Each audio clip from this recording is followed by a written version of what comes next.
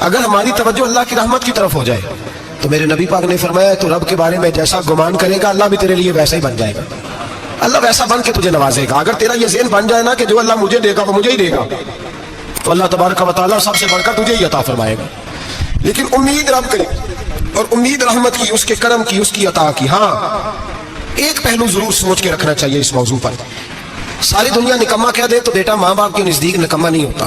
باپ بیچارہ ایک غلطی کا بچہ کرتا ہے تو وہ جاتا ہے، دوسری کرتا ہے تو جاتا ہے، تیسری جگہ بھی اس کے حصے کی معافی مانگنے جاتا ہے، بڑا کچھ کرتا ہے. پھر ایک وقت آ ہی جاتا ہے کہ جب باپ مجبور ہو کے اخبار پہ اشتہار دیتا ہے کہ میں نے اسے آگ کر دیا ہے، اب میں اس کے سیاہ سفید کا مالک. کیا خیال ہے آپ کا؟ پہلی غلطی پہ ابا جی ایسے کر دیتے ہیں جی، دوسری پہ کرتے ہوں گے. کب کرتے ہیں؟ جب بولے جب حد ہو جاتی ہے. اور ایک دو اشتہار نہیں ہوتے. آپ سویرے اخبار کو لیں، اخبار کے اندر کے صفحات کا مطالعہ کریں تو شاید درجنوں اشتہار ہوتے ہیں آگ نامے کے. بھائی کس باپ کا دل کرتا ہے کہ وہ بیٹا جس کے لیے اس کی امید ہے کہ کل میرے بڑھاپے کا سہارا بنے گا، وہ لکھ کے دے دے کہ میرا رشتہ ہی کوئی نہیں بیٹے کے ساتھ؟ کس کا دل کرتا ہے؟ اور پھر یہاں تک نہیں ہوتا بلکہ آپ قانون جاننے والے لوگوں سے کبھی پوچھیں، وہ آگ نامہ لوگ عدالتوں میں جمع کراتے ہیں، کہتے ہیں جی میں نے تو اخبار میں نکال دیا، میرا اس کے ساتھ کوئی تعلق ہے. اماں کہتی ہے میرا کوئی رشتہ نہیں. کیوں؟ کب ہوتا ہے ایسے؟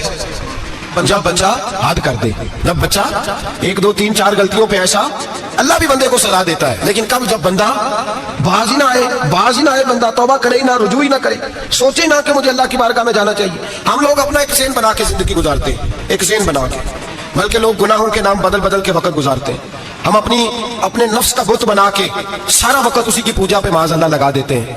بس یہ ٹھیک ہے، یہ ٹھیک ہے اور یہ ٹھیک ہے، چوتھی بات صحیح کوئی نہیں. اسی کے اندر ہم الجھے رہتے ہیں میرے بھائی. رحمت الہی کا غلط تصور اپناتے ہیں. او میرے بھائی، کسی بندے کی مجبوری تو معاف ہوتی ہے، لیکن اگر کوئی جان بوجھ کے زیادتی کرے تو وہ معاف، اس کی معافی. جس بچے کو پتا ہو نا استاد کو کہ اس کے واقعی گھر میں فوتگی ہو گئی تھی، استاد اسے سزا نہیں دیتا. جس کا پتا ہو کہ واقعی یہ بیمار تھا تو استاد اسے کلاس میں کھڑا نہیں کرتا. جس کا پتا ہو کہ یہ زیادتی کر رہا ہے، جان بوجھ کے کر رہا ہے، استاد اسے ڈنڈوں سے مارتا ہے اور زیادہ مارتا ہے، کہتا ہے تو نالائق ہے، تو جان بوجھ کے کرتا ہے. میرے بھائی اللہ کی رحمت ہے، ہر ایک پہ برستی ہے. لیکن ایک بندہ کھڑا ہی ہو جائے رب کے مقابلے میں، وہ نہ نماز پڑھے، نہ مسجد آئے، نہ کوئی کام کرے، نہ وہ دین کی طرف توجہ کرے، نہ وہ کبھی اللہ سے استغفار کرے، نہ وہ کبھی جائز کام کی طرف توجہ کرے، ساری زندگی حرام اکٹھا کرے، ناجائز کرے، تو اب تو نے حد کر دی. تیرے پاس غضب آیا نہیں بلکہ تو نے غضب کو آواز دی ہے. تو نے اللہ کے غضب کو، بولیے اللہ کے غضب کو، غضب ہونا اور ہوتا ہے اور غضب کو آواز دینا، بولیے غضب کو آواز دینا، ان میں فرق ہے میرے بھائی، یاد رکھیں. ہم آواز دیتے ہیں غضب کو، غضب ہوتا نہیں. دیکھیں نبی کریم صلی اللہ علیہ وسلم، اور یہ حدیث آپ نے یاد رکھنی ہے، یہ یاد رکھنی ہے. نبی پاک صلی اللہ علیہ وسلم نے نا بہت کم لوگوں کو بیوقوف کہا ہے. ہمارے زمانے میں تو عام لفظ ہے نا بیوقوف کہنا.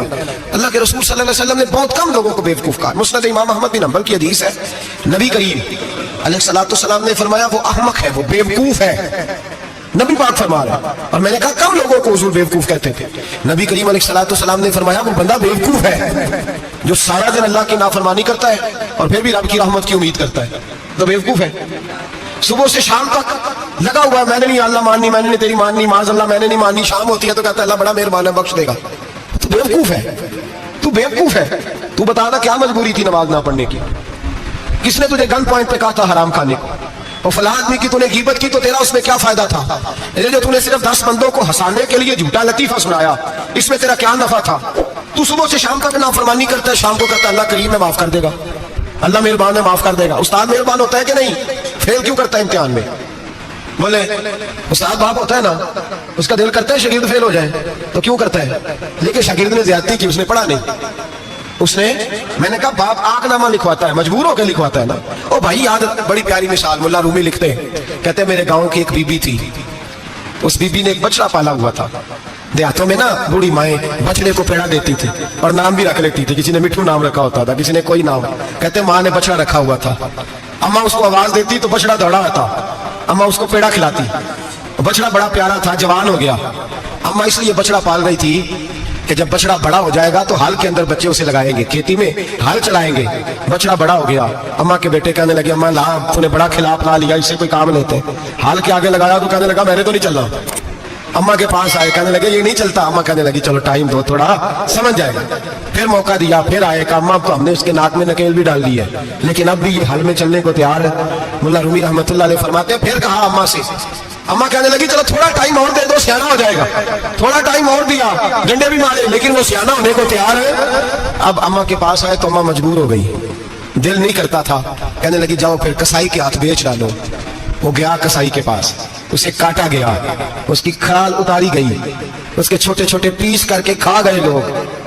वो मान हो रही थी, लोगों ने अम्मा से कहा तुझे तो बड़ा प्यारा था, तूने कटवा को दिया। तो अम्मा कहने लगी प्यारा तो बड़ा था पर मानता नहीं था। प्यारा बड़ा था, काश बात मानता, मकसद पूरा करता तो कभी भी काटा। भाई रब करीम नहीं चाहता बंदा दोज़ख में जले, अल्लाह की रहमत नहीं चाहती जहन्नम में जले, पर बंदा मानता ही नहीं, ये तैयार ही नहीं होता। ये सोया हुआ है सवेरे, ये वो गप्पे लगा रहा है, असर के वक्त चौराहे पे खड़ा है, नमाज पढ़ने नहीं आया। इसने सारी जिंदगी में दर्जनों लतीफे सीख लिए, हजारों कहानियां सीख गया, कुरान पाक पढ़ना नहीं सीखा। इसने जिंदगी की हर चालाकी सीख ली है, नहीं सीखी तो अपने रसूल की हदीस नहीं सीखी, नहीं सीखा तो दीन की जरूरी बातों को नहीं सीखा। अब रब की रहमत तो नहीं चाहती कि बंदा जहन्नम में जाए, वो तो मेहरबान है, लेकिन रब करीम का कानून का तकाजा ये है कि जो अहकाम पूरे नहीं करेगा उसे फिर दोज़ख में डाला जाएगा। तो हमारे बुजुर्ग फरमाया करते थे असल बात यह है कि अल्लाह नहीं मुसलमान को दोज़ख में डालना चाहता, मुसलमान अपनी मर्जी से छलांगे लगा रहा है, ये खुद छलांगे लगाता है, ये बाज नहीं आता। आप यकीन करें बड़ी जिम्मेदारी के साथ, बड़े खुलूस के साथ और बड़ी दयानतदारी से तजर्बे की बात अर्ज करता हूँ। हमारे बहुत सारे गुनाह ऐसे हैं जिन गुनाहों का हमारी दुनियादारी को भी कोई फायदा नहीं, कोई फायदा नहीं हमारी दुनिया को भी उस गलती का। मेरी बातों की समझ आ रही है आप दोस्त? कुछ गुनाह ऐसे, एक तो होता है कि दुनिया का कोई फायदा हो, उस गुनाह में हमारी दुनिया का भी कोई फायदा। जो आदमी झूठे लतीफे सुनाता है, झूठ बोलता है, झूठ कोई फायदा नहीं उसे। लोग 10 मिनट हंसते हैं और बाहर जा कहते हैं यार ये तो कोई गैर संजीदा आदमी, वो अकल ही नहीं, क्या फायदा कमाया उसने, क्या नफा लिया उसने। जो आदमी बढ़ बढ़ के बातें करता है, 2 4 5 10 आदमियों की ग़ीबत कर जाता है, लोग कहते हैं यार बड़ा चुगलखोर है, क्या कमाया उसने जिंदगी में, कुछ हासिल कर लिया उसने। हमारे बहुत सारे गुनाह मेरे भाई वो हैं जिनका हमारी दुनिया को भी कोई फायदा नहीं, तो क्यों ना हम उन गुनाहों को छोड़ दें ताकि हमारे दीन को तो फायदा हो जाए, दीन को तो फायदा हो जाए। सिर्फ जुबान के जायके हैं, कुछ देर के लिए हमारी तबीयत के तकाजे हैं, 10 मिनट की मुस्कुराहट है जिसके लिए हम अल्लाह तबारक व तआला का कानून तोड़ते फिर जा रहा हूँ। मेरे हबीब करीम अलैहिस्सलाम ने मुसलमान को कहा है कि तेरा रब तो चाहता है कि बस तू आ जा, वो तुझ पे रहमत नाजिल कर देगा। आना तो शर्त है कि नहीं, आना तो शर्त है कि नहीं। अच्छा चलें ये बताएं, जो आदमी यकम से लेकर 31 तारीख तक ड्यूटी करे उसको तनख्वाह लेने जाना पड़ता है कि तनख्वाह घर आ जाती है? बोल के बताएं। फिर भी जाना पड़ता है, मैंने ड्यूटी पूरी की है, फिर भी जाना पड़ता है। ड्यूटी पूरी करने के बावजूद तुझे तनख्वाह लेने, और हो सकता है कि ये भी कहा जाए अभी आई नहीं कल आना, हो सकता है ये भी कहा जाए परसों आना, ये भी मुमकिन नहीं कि फौरन है। ओ खुदा के बंदे, तू आता ही नहीं खुदा की रहमत लेने, तू उसके घर की तरफ रुजू ही नहीं करता, तू तवज्जो ही नहीं करता, तू कहता अल्लाह मेहरबान है। भाई मेहरबान तो है, तो रहमत लेने आया, तूने को बहाना बनाया उसकी रहमत का। अल्लाह की रहमत कीमत नहीं मांगती, बहाना मांगती है। पर बताना तेरा को बहाना है कि नहीं। मेरे नबी करीम सैयद आलम सल्लल्लाहु अलैहि वसल्लम ने फरमाया रब कीमत का सवाल है और नहीं मांगता। यकीन करें नहीं मांग, बंदे कीमत मांगते हैं। अब 100 दफा मुस्कुरा के बात करें, एक दफा ना करे तो कहते हैं मौलवी साहब अमीर हो गए, अब तो सही सलाम भी नहीं लेते। एक दफा हो सकता है बेचारा पेट में दर्द हो रही हो सकता है घर की को बहुत बड़ी टेंशन हो सकता है कोई मजबूरी हो। बंदे हमा वक्त कीमत मांगते हैं, हमा वक्त आप तंदुरुस्त हैं, हर वक्त आप कीमत अदा करते हैं तो लोग राजी हैं। लेकिन रब कहता तो कोई कीमत ना दे, कोई बहाना ही बना लेते हैं, रब तुझसे राजी हो जाएगा। सुने बड़ी प्यारी हदीस, बड़ी खूबसूरत हदीस, कंजुल माल में दीगर कुतुब हदीस में है। हजरत अबू हुरैरा रदी अल्लाह तआला अन्हु फरमाते एक बाबा जी नबी पाक की बारगाह में आए और जब वो वापस जाने लगे तो मैंने उम्र पूछी तो उम्र थी 96 साल। कहते हैं बुजुर्ग जब आए ना तो ये भवें जो है ना उनकी सफेद होके तो यूं आंखों पे आ गई। बड़ी छड़ी बाबा जी ने पकड़ी हुई और दोनों हाथ पकड़ के ना छड़ी के ऊपर झुके हुए हैं एक जानिब, कुर्बान जाऊं। कहते हैं जब वो बुजुर्ग मस्जिद में दाखिल हुए तो मेरे रसूल ने खड़े होकर इस्तकबाल फरमाया, खड़े हो। और नबी करीम सल्लल्लाहु अलैहि वसल्लम ने आगे बढ़ के बाबा जी को बाजू से पकड़ा और बिठाया। हुजूर बैठ गए। कहा बुजुर्गों कैसे आए हो? तो कहते हैं वो बाबा जी बात करते तो आंख खोल के पहले हुजूर का चेहरा देखते, फिर वो बात करते तो उनके लब और लहजे के अंदर बड़ी परेशानी, बड़ी तकलीफ, बड़ी मायूसी। अर्ज करने लगे या रसूल अल्लाह हुजूर जिंदगी सारी गुनाहों में बीत गई है, हुजूर गलतियां ही गलतियां, याद माजी अजाब है यार अब छीन ले मुझसे हाफजा में। अल्लाह के रसूल बड़ी लंबी फहरिस्त है, पाप भी पाप है, काले से दफ्तर है। या रसूल अल्लाह सल्लल्लाहु अलैहि वसल्लम जब पलट के देखता हुजूर मुझे नेकी दिखाई नहीं देती। हुजूर इस उम्र में आपका एक सहाबी मिला है, उसने बात समझाई है तो थोड़ा ख्याल आया है, लेकिन या रसूल अल्लाह सल्लल्लाहु अलैहि वसल्लम अब मेरा वजूद बेकार हो गया है, हुजूर बूढ़ा हो गया, 3 बातें कही बुजुर्गों ने और निराली कही। कहने लगे या रसूल अल्लाह सल्लल्लाहु अलैहि वसल्लम, हुजूर अब तो मेरी कब्र भी सीधी नहीं होती कि मैं नमाज ही सही अदा कर सकूं, बूढ़ा हो गया। या रसूल अल्लाह सल्लल्लाहु अलैहि वसल्लम, अब मेरे अंदर ताकत नहीं कि मैं मेहनत मजदूरी करके सदके और खैरात दे सकूं। या रसूल अल्लाह सल्लल्लाहु अलैहि वसल्लम, अब मैं तलवार लेके जिहाद भी नहीं कर सकता। हुजूर ना मैं लंबी नमाजें पढ़ सकता हूँ आका, ना मैं सदकात और खैरात दे सकता हूँ महबूबा, ना मैं दीन के लिए कोई जिहाद कर सकता हूँ। बेकार वजूद है, बेकार वजूद को तो घर वाले बर्दाश्त नहीं करते, बच्चे दुआ करते हैं या अल्लाह अब्बा जी को पर्दा दे दे, अम्मा को पर्दा दे दे, बेकार हो गया हूं और आज आया हूं तो मुझ बेकार को मेरा रब कबूल कर लेगा। आज कलमा पढ़ूं तो बेकार हूं, किसी काम का नहीं, ना नमाज ना सदकात ना जिहाद, कबूल कर लेगा। हजरत अबू हुरैरा फरमाते हैं जैसे बरसात में बारिश की झड़ी लगती है, यूं मुस्तफा की आंखों से झड़ी लग गई।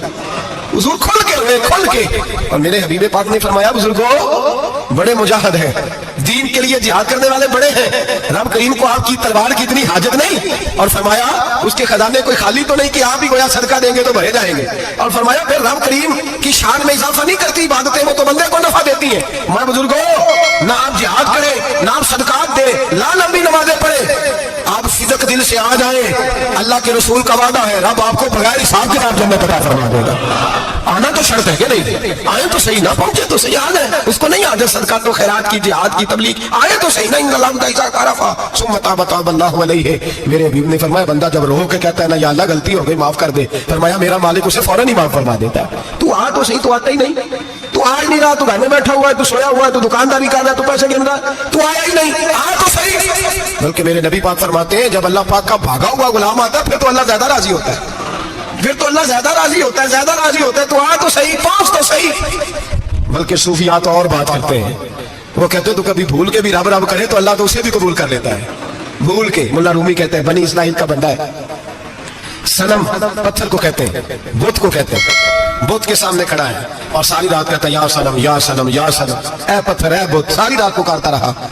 रात गहरी हो गई, नींद का गलबा थक गया, सोने के करीब आया तो गलती से मुंह से निकल गया या समद, या सनम की जगह निकल गया। रब करीम ने फरमाया जिब्रील दौड़ के जा, जो मांगता है इसे दे दे। हजरत जिब्रील अर्ज करते हैं मौला भूल के तेरा नाम ले रहा है, भूल के ले रहा है। तो रब करीम ने फरमाया चल नाम तो मेरा ही ले रहा है ना, मेरा ले रहा है ना, या अल्लाह वो। अल्लाह करीम ने फरमाया झूठे के सामने सारी रात का खड़ा है, सारी रात का पुकार रहा है, उसे कुछ नहीं मिला तो सच्चे का नाम लिया है, अगर मैं भी कुछ ना दूं और वो तुम्हें मुझ में फर्क क्या रह जाएगा। जा जो मांगता है झोली भर के दे, नाम तो लिया है ना। ओ भाई तू बहाना तो बनाना, वो आ तो सही ना, तू यहाँ आ जा, पहुंच जा, आ जा, बस बैठ जा, उसकी बारगाह नाज में हाजिर तो होना, तुझे फुर्सत ही नहीं। तू यारों के लिए टाइम निकालता है, बाजारों के लिए टाइम निकालता है, गलियों के लिए टाइम निकालता है, चौकों चौराहों के लिए टाइम निकालता है, हफ्ते में एक दिन होटलिंग के लिए भी जाता है, लेकिन कभी छुप के 2 नफलों की मुझे तौफीक नहीं होती। और मैं कई दफा कह चुका हूँ जिस बंदे को बगैर इबादत के रिज़्क ज्यादा मिलने लग जाए उस पर आजमाइश होती है रब करीम की। अल्लाह फरमाता है इसको पैसे दो, इसे आने ना देना, इसको को चल पैसे दौड़ जा। लोग समझते हैं मैं बड़ा ज़हीन व अक्लमंद हूं, देखो मैं अपनी होशियारी से चालाकी से आगे निकल गया, तो आजमाइश है, ये तो आजमाइश है रब करीम की तरफ से, ये तो उसकी खुफिया तदबीर है मेरे भाई। उसकी बारगाह नाज तक जो आ गया, आना तो हमारी जिम्मेदारी है कि नहीं, फिर उसकी रहमत आगे बढ़ के इस्तकबाल कर लेती है, फिर अल्लाह का फजल उसको थाम लेता है उस बंदे को। और खुदा की रहमत कितनी ज्यादा है, मेरे हबीब करीम सैयद आलम सल्लल्लाहु अलैहि वसल्लम ने फरमाया अल्लाह ने अपनी रहमत के 100 हिस्से किए। कितने? हुजूर फरमाते हैं एक हिस्सा अल्लाह ने दुनिया में नाज़िल किया है, इतना एक हिस्सा। फरमाया ये जो माँ बेटे से प्यार करती है, बाप बेटे के लिए मजदूरी करता है, जो बहन भाई के लिए रोती है, ये जो बीवी शौहर के लिए दुआ मांगती है, ये जो बच्चे माँ बाप से प्यार करते हैं, फरमाया ये उस एक रहमत का नतीजा है, एक रहमत का नतीजा। तो सहाबा कहने लगे या रसूलल्लाह वो 99 किधर है? नबी पाक ने फरमाया रब करीम ने संभाली हुई है, क़यामत के दिन तुम्हें अता फरमाएगा। अभी तो एक नाज़िल की है, अभी अल्लाह ने। एक बुजुर्ग थे, हमें तफसीर पढ़ाया करते थे, तफसीर के उस्ताद थे। मैंने उनसे एक दिन कहा, मैंने कहा हज़रत साहब कुछ बातों में ना मैं अड़ जाता हूँ, मैं अपने आप को इतना लायक नहीं समझता, तो कहीं कहीं ना ज़हन उलझ जाता है, तो कभी उलझ जाता हूँ। एक सवाल कई दिनों का है, उसूल तफसीर का मसला है। कुछ चीज़ें ऐसी होती हैं बुजुर्ग कहते हैं जो किताबों से नहीं मिलती, सिर्फ सीनों से मिलती है। कोरस तो फकत लफ्ज़ ही सिखाते हैं, ये आदमी है जो आदमी बनाते हैं। मैंने कहा साहब ये समझ नहीं आई कि यहाँ भी साहब वहाँ भी साहब। कहने लगे जी किस तरह? मैंने कहा जी यहाँ कब्र में भी सवालों के जवाब और फिर क़यामत में भी। मुझे कहने लगे जाओ इमाम राजी की तफसीर उठा के लाओ। मैं तफसीर उनके सामने ला के रखी, तो कहने लगे जैसे सैयदना यूसुफ अलैहिस्सलाम का वाक़या जरा देखो, तफसीर यूसुफ में उसमें एक अजीब बात लिखी है। हज़रत यूसुफ अलैहिस्सलाम के ज़माने में कहत हो गया جناب یوسف علیہ السلام نے، کیونکہ آپ اللہ کے نبی سے پہلے سے جان گئے قحط ہوگا، تو حضرت یوسف نے گندم پہلے سٹاک کر لی تھی بہت زیادہ. باقی علاقوں میں جب قحط پڑا نا، اب سب لوگوں نے مصر کی طرف رجحان کیا گندم لینے کے لیے. تو حضرت یوسف علیہ السلام نے نا شہر کے دروازے پر بندے کھڑے کر دیے. فرمایا جو بندہ آئے نا اسے 2 سوال پوچھنا. جو آئیں گے لوگ گندم خریدنے، جو آئے 2 سوال پوچھنا. ایک پوچھنا کہاں سے آیا ہے، اور ایک پوچھنا لے کے کیا آیا ہے. ایک پوچھنا سمجھ آ رہی ہے، اور دوسرا پوچھنا کہ لے کے سونا لے کے آیا ہے، چاندی گندم خریدنی ہے تو کیا چیز لے کے آیا ہے، کہ نقد پیسے لایا. یہ پوچھ لینا. جو آئے 2 باتیں پوچھنا. ایک پوچھنا کہاں سے آیا ہے، اور دوسرا پوچھنا کیا. ایک روایت میں 3 سوال بھی ہیں، لیکن فرمایا پوچھنا 2 سوال ضرور. انتظار تھا نا بھائیوں کا کنعان سے آنے والوں کا. فرمانے لگے سب سے 2 سوال پوچھنا. جب کنعان والے آئے نا ان سے صرف اتنا پوچھ لینا کہ وہ کہاں سے آئے ہیں. اگر پوچھے نا کنعان سے آئے ہیں تو پھر یہ نہ پوچھنا کیا لے کے آئے ہیں، پھر میں جیب میں خود ٹٹول لوں گا وہ کیا لے کے آئے. باقیوں سے 2 سوال. جب میرے بھائی آئے نا، بھائی بھائیاں دے ویری ہوندے تے بھائی بھائیاں دیا باواں. جب میرے بھائی آئے تو ان سے یہ نہیں پوچھنا کہ وہ کیا، بس یہ پوچھنا کہ کہاں سے. اتنی بات پوچھنا، باقی میں پوچھ لوں گا. آپ فرمانے لگے رب بھی فرشتوں سے کہتا ہے تم قبر میں نا میرے بندوں سے زیادہ سوال نہ کرنا، بس یہ پوچھ لینا مجھے مانتے ہیں، میرے نبی کو مانتے ہیں. قبر میں تم اتنے سوال پوچھ لینا، باقی لے کے کیا ہے وہ میں خود ہی پوچھ لوں گا. فرشتوں کے سامنے رب کریم اپنے بندے کو بے آبرو کرنا. بس تو یہ بتا دے اللہ رسول کو مانتا ہے کہ نہیں.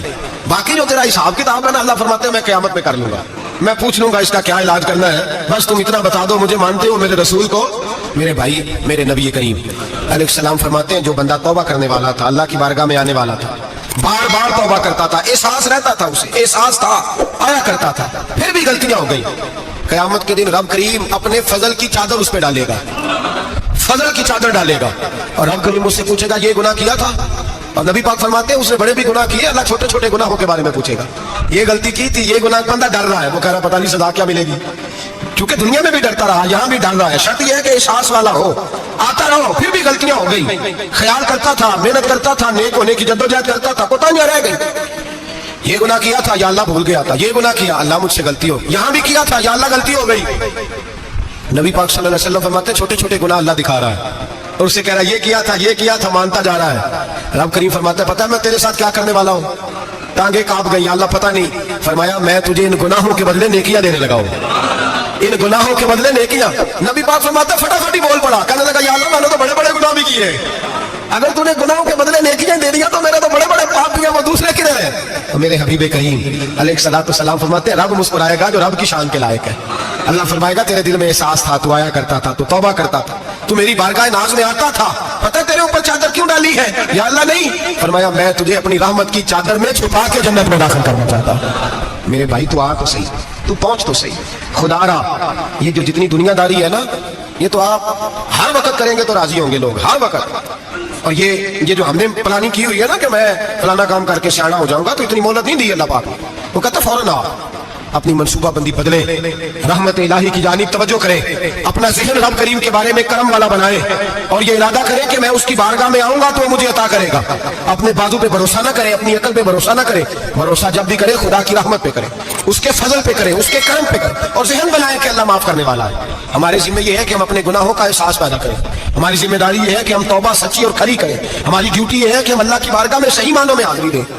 ہم توبہ بھی جھوٹی کرتے ہیں، بلکہ اگر میں کہوں کہ مذاق کرتے ہیں. شب برات آنے والی ہے نا، کس دن ہے؟ جمعرات کو شب برات آئے گی. کچھ لوگ تو خیر ویسے ہی ڈٹ جاتے ہیں، کہتے ہیں ہم نہیں مانتے، وہ پکے لگے ہوئے ہیں، وہ کہتے ہیں نہیں عبادت نہیں کرنی چاہیے. میں نے کہا یار بس کرو، چھوڑ دو. اب اللہ کی عبادت کرنے کے لیے بھی تم سے سند لینی پڑے گی کہ مولوی صاحب اجازت دیں، نفل پڑھ لیں، اجازت لینی پڑے گی. اور بندے بڑے سمجھدار ہیں، وہ کوئی سیاسی بندہ دوسری پارٹی کا آ جائے تو اسے مطمئن کر لیتے ہیں. کوئی مسئلہ دوسری جماعت کا مسئلہ پوچھ لے، کہتے ہیں مولوی صاحب پوچھ کے دساں گا. یہ موٹی سی بات ہے. شب رات کو کیا ہوتا ہے؟ عبادت. کیا ہوتا ہے؟ بول کے بتائیں. یہی ہوتا ہے نا. تو اس کے لیے سرٹیفکیٹ کی ضرورت ہے جی. والذین یبیتون لربہم سجدا وقیاما. اللہ فرماتے ہیں میرے بندے ساری رات گزار دیتے ہیں یا قیام کرتے ہوئے یا سجدہ کرتے ہوئے. اس کے لیے سرٹیفکیٹ کی ضرورت ہے. بڑی جلدی مسئلہ پوچھنے آ جاتے ہیں لوگ. ہاں ایک وہ ہے جو مانتے نہیں سرے سے، ایک وہ ہے جو بڑا عجیب مانتے ہیں. وہ کہتے ہیں شب رات ہے، چھوٹا گوشت ہی نہیں مل رہا دکان سے. بھائی شب رات گوشت کھانے کا دن ہے، حلوہ کھانے کا دن ہے. شب برات موت کرنے کا دہاڑا آ گیا. شب برات، شب برات آئی ہے، پہلے کلو گوشت آتا تھا 2 کلو لے لو. یہ کون سا طریقہ ہے شب برات منانے کا؟ اور پھر شب برات منائی جائے گی. میں راج شریف سے پٹاخے چل رہے ہیں روز شام کو، چلتے ہیں نا؟ نہیں میں کہ مینوں غلطی لگتی، تسی بولے نہیں نا. چلتے ہیں پٹاخے. कौन बेचता है पटाखे? हिंदू, सिख, यहूदी। चलाता कौन है? किसने कहा चलाने को? इसमें कोई मतलब किसी फिरके का भी इख्तलाफ नहीं होता। डरना चाहिए अल्लाह पाक से। अल्लाह जहन्नम की आग ठंडी करता है, हम जलाते हैं शब रात को। रब फरमाता है ठंडी होगी, हम जला रहे हैं।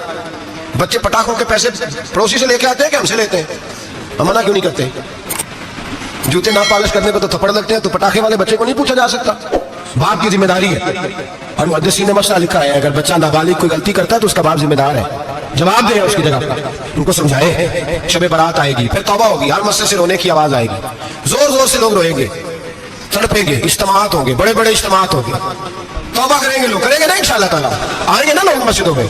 फिर सवेरे झूठ बंद हो जाएगा ना, अगली सुबह मिलावट खत्म, कम तोलना खत्म। ये कैसी तौबा है? वो दुकानदार जो शबरात वाले दिन गलत सूजी फरोख्त कर रहा है, मिलावट वाली चीनी बेच रहा है, ताकि दवाइयों में धोखा देते हैं लोग, दवाइयों में धोखा देते हैं। एक डॉक्टर खुद मुझे कहने लगे, वो मेरे दोस्त है, हल्का फुल्का कोर्स किया हुआ है, कहते हैं मेरे दोस्त है कई सारे लोग, तो एक ऐसा ही हमारे शोबे का आदमी था, तो अपने अब्बा जी को वो ड्रिप लगाने लगा, तो अब्बा जी कहने लगे पुत्र मिनू असली ला दे तेरी मेहरबानी, मिनू असली ला दे तेरी मेहरबानी, लोखा अली ना ला दे। ये हाल हो गया। दवा मुझे बताएं वो कौम इखलाकी तौर पे कितनी गिर चुकी है जो दवाइयों में जहर बेचती है, दवाइयों में। और मैं इंशाल्लाह किसी मौके पर तफसील से इस पर गुफ्तगू करूंगा, बड़ी तफसील से। मैंने बहुत सी मालूमात इकट्ठी की हैं कि कितना जुल्म करते हैं ये लोग, लिखने वाले भी, लाने वाले भी, बेचने वाले भी, कितने बड़े मुजरम है, सेहत के साथ खेलते हैं। सेहत बारह नाम दाम बरस है। मतलब जिस आदमी ने धोखे का माल ला के रखा है शबरात वाले दिन के रात तौबा भी करनी है और सवेरे ये बेचना भी है, वो तौबा करने आया। जिसने धोखे का माल ला के रखा है कि सवेरे बेचना है और रात तौबा भी करनी है, वो तौबा कर रहा है कि मजाक कर रहा है? तौबा मेरी तौबा, अस्तगफिरुल्लाह, या अल्लाह माफ कर दे, ऊंची ऊंची आवाज में रो रहा है और सवेरे सारे चक्कर वही है। ये कैसी तौबा है? तौबा क्या है? मेरे नबी पाक अलैहिस्सलाम के गुलामों ने तौबा की तकसीम की। हज़रत हसन बसरी से किसी ने पूछी तौबा क्या है, तो आपने फरमाया तौबा ये है कि जब तू तौबा कर ले तो फिर उस जगह नजर ना आना जहां खड़े होने से रब रसूल नाराज होते। और फरमाया तौबा ये है कि जब तूने तौबा कर ली फिर वहां से गैर हाजिर ना होना जहां हाजिरी का तुझे अल्लाह रसूल हुक्म देते हैं। ये तेरी तौबा है। और अगर तू ऐसा नहीं करता फिर तूने तौबा नहीं की, फिर तूने मजाक किया। मेरे भाई रहमत इलाही आवाज देती है की तरफ रुजू करें, दौड़े और रहमत की उम्मीद रख के आए। ये समझ लें कि अल्लाह पाक, मैं एक बात अक्सर करता हूँ, नबूवत का दरवाजा बंद हुआ है। दाता गंज बख्श अली अजमेरी ने कहीं नहीं लिखा था कि मेरे बाद अली बिन उस्मान अजमेरी दूसरा नहीं आ सकता। हज़रत मुजद्दद साहब कहीं नहीं लिख के गए कि दूसरा मुजद्दद अल-सानी पैदा नहीं होगा। हज़रत बहाउल हक नक्शबंद बुखारी ने कहीं नहीं कहा कि मेरे जैसा वली नहीं हो सकता। बुजुर्गों ने कभी नहीं कहा। तो जदोजहद तो कहा। इकबाल कहते हैं आज भी हो अगर इब्राहिम का ईमा पैदा, आग कर सकती है अंदाजे गुलिस्तां पैदा। तू प्रोग्राम तो बना, आगे की तरफ तो सफर कर। मेरे नबी करीम सैयद आलम सल्लल्लाहु अलैहि वसल्लम ने फरमाया तेरे आ जाने से तेरा रब राजी हो जाता है। जब तू आता है तो तेरा अल्लाह राजी हो जाता है। ये जो हमारी मुश्किलात होती है ना, जिनमें अमुल जो होते हैं, वो जो हमें जादू हो जाता है, तवीज़ कर देते हैं हमारे करीबी रिश्तेदार, वो तवीज़ नहीं होते, वो हमारे अमाल की सजा होती है, हमारे अमाल की सजा होती है। हम वो ढूंढते फिरते हैं कि बाबा मिल जाए, फूक मारे सही कर दें, हालांकि वो हमारे अमाल की सजा है। हमें अपनी तरबियत करनी चाहिए हमें। और वैसे भी दम दुरूद तवीज़ धागा मैं अक्सर कहा करता हूँ, मैं कहता हूँ मैंने किसी किताब में नहीं पढ़ा कि कोई बंदा नबी पाक से यमन से दम कराने आया हो कि मैं हुजूर से दम कराने जा रहा हूँ, मिस्र से आया हो दम कराने, शाम से दम कराने आया हो। मेरे नबी पाक के पास जो भी आया करता था नबी पाक का दीन सीखने आया करता था। दम दुरूद तो एक ज़िमनी चीज़ है, जिल्ली चीज़ है, हो गया तो ठीक है, वरना अल्लाह पाक अगर बीमारी में राजी है तो नबी पाक ने खुद बीमारी को सीने से नहीं लगा के रखा। खुद अल्लाह के महबूब सैयद आलम सल्लल्लाहु अलैहि वसल्लम का विसाल बीमारी के साथ हुआ, तो बीमारी तो मुरीदनी है मेरे नबी पाक की, वो तो कनीज है हुजूर के घर की। आम दाम पर से मतलब खरी तौबा, सच्ची तौबा। और किस तरह की तौबा? मेरे नबी करीम अलैहिस्सलातु वस्सलाम ने एक दिन सहाबा से पूछा एक बात तो बताओ, बुखारी मुस्लिम की हदीस है, या रसूल अल्लाह पूछिए।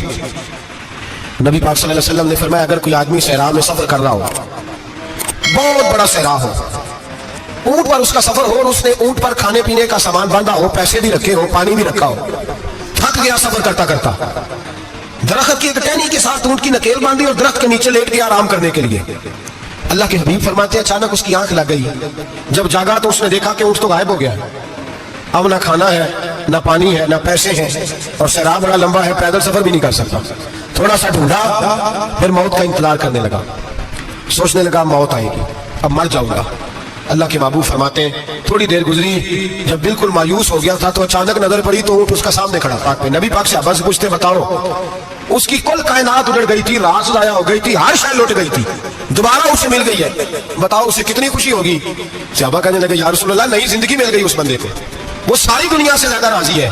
تو میرے کریم رسول صلی اللہ علیہ وسلم نے فرمایا رب کریم کا نافرمان بندہ جب اس کی بارگاہ میں آ کے توبہ کرتا ہے تو اللہ اس سے بھی زیادہ راضی ہو جاتا ہے.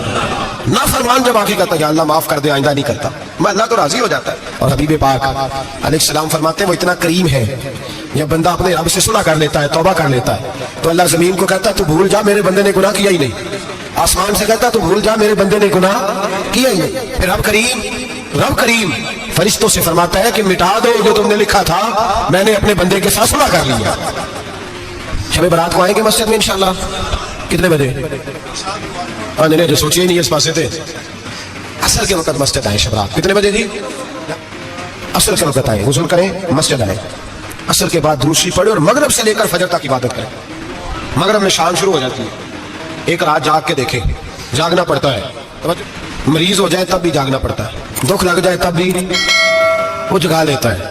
بڑے بڑے جاگتے ہیں, بڑے بڑے جاگ لیتے ہیں, وہ جگا لیتا ہے. تندرستی بھی, صحت بھی, دولت بھی, اے سی بھی, پلنگ بھی بڑا اچھا, لیکن اگر وہ نیند نہ دینا چاہے تو بندہ ساری رات ہی تڑپ کے جاگتا ہے, تڑپ کے.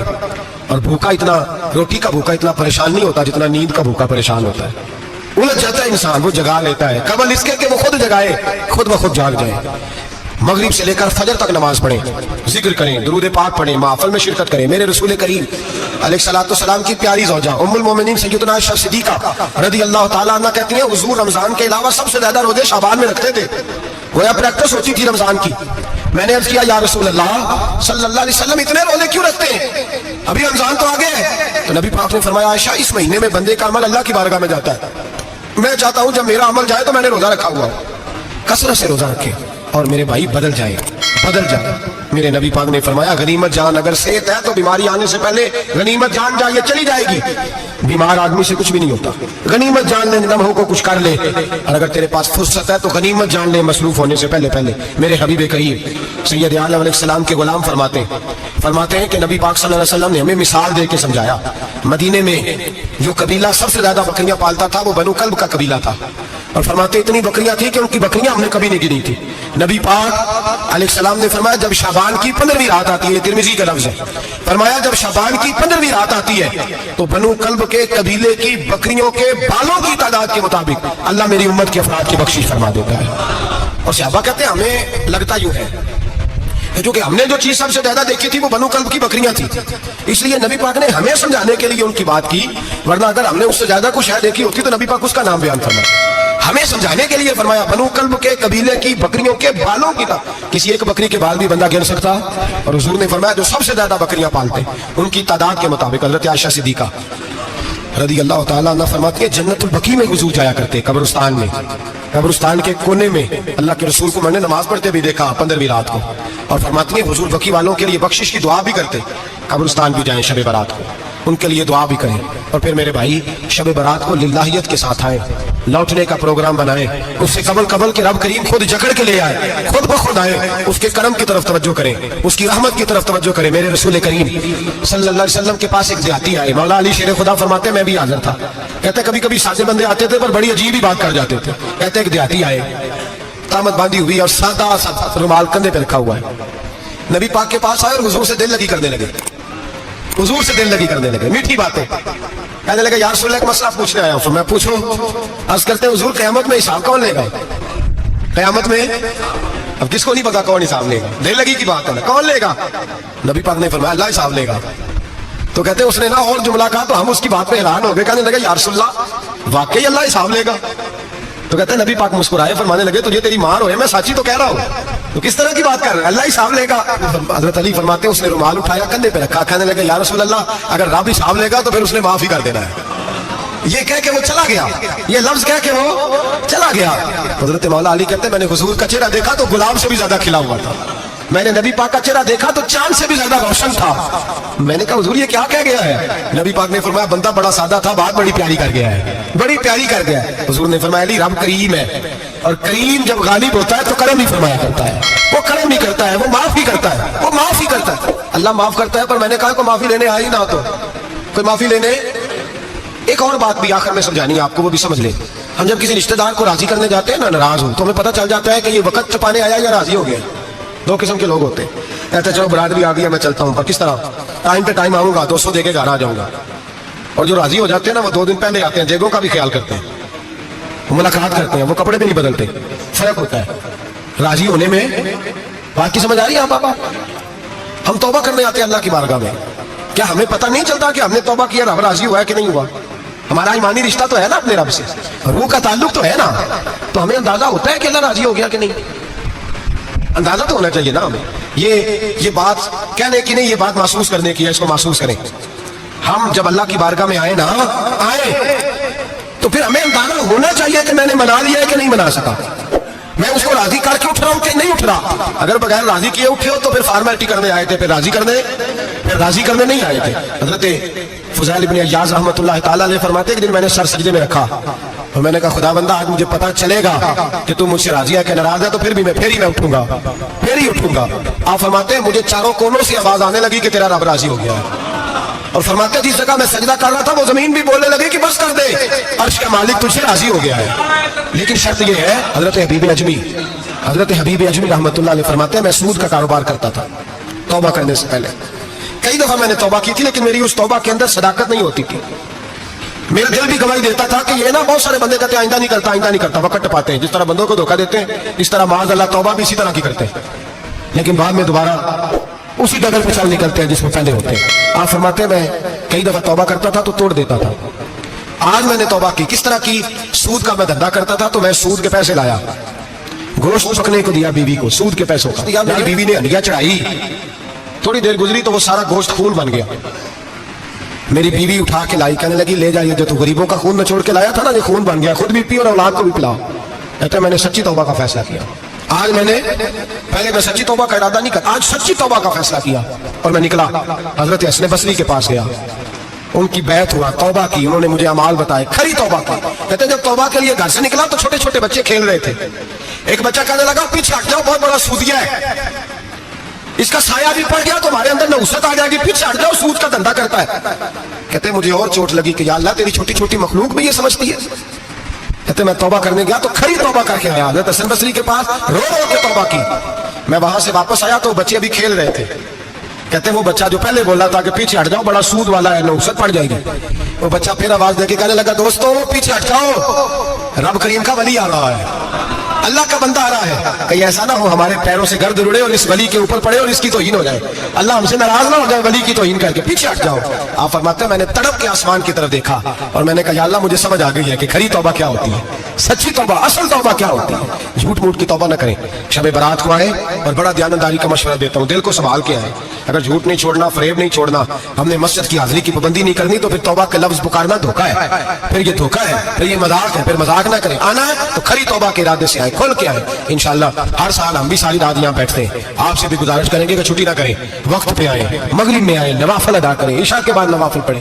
محفل کرنے کا مقصد یہ ہوتا ہے کہ تلاوت سے دل نرم ہوتا ہے, نعت سے دل نرم ہوتا ہے, تقریر سے انسان کی سوچ بدلتی ہے, توبہ کی طرف جاتی ہے. یہ سارے کام کر کے جب بندہ استغفار کرتا ہے, توبہ کرتا ہے تو اس کے لیے آسان ہو جاتا ہے, ذہن بن جاتا ہے. اس لیے واعظ بھی ہوگا, ذکر بھی ہوگا, دعا بھی ہوگی. وقت کو ضائع نہ کریں, رمضان قریب آنے والا ہے. بزرگ کہتے ہیں اگر شب برات پہ سچی توبہ کر لو گے تو پھر رمضان میں جو نیکیاں کرو گے وہ تمہارے پاس اسٹاک بن جائے گا اور تمہارے پاس خزانہ اکٹھا ہو جائے گا. توبہ ابھی سے کر لو, معاملات ابھی سے سمیٹ لو, تاکہ جب رمضان آئے تو پھر نیکیاں خزانہ بن کے جمع ہو. ہمیشہ مدحت خیر الانام میں گزرے, دعا ہے یہ عمر درود و سلام میں گزرے. آخر دعوانا ان الحمد للہ.